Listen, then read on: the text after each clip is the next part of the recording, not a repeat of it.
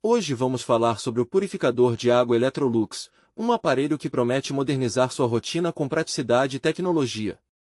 Para quem acompanha nossas recomendações, o link para comprar com desconto está fixado no primeiro comentário. Aproveite essa oportunidade. Este purificador se destaca pelo seu design moderno, que combina com qualquer ambiente. Além de oferecer 3 opções de temperatura: água gelada, natural ou quente, atendendo diferentes necessidades ao longo do dia. A função de água quente facilita o preparo de bebidas e sopas, tornando tudo mais rápido e conveniente.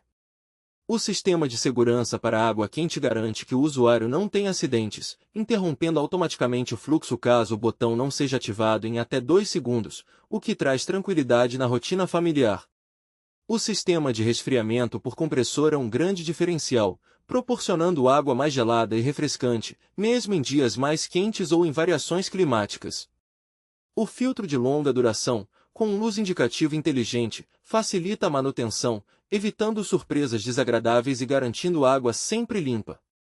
Além disso, o painel touch oferece uma navegação intuitiva, permitindo controlar facilmente as temperaturas e o fluxo de água, que pode ser contínuo ou controlado, dispensando a necessidade de segurar o botão. Entre os pontos positivos, destacam-se a eficiência do resfriamento, o design compacto e a praticidade do painel touch.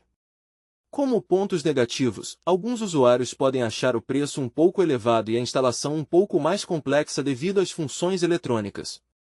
No geral, o produto é uma excelente escolha para quem busca praticidade, tecnologia e segurança na hora de consumir água filtrada e gelada, especialmente em lares com rotina agitada. Se você busca um purificador que alia modernidade, eficiência e segurança, essa é uma ótima opção para considerar.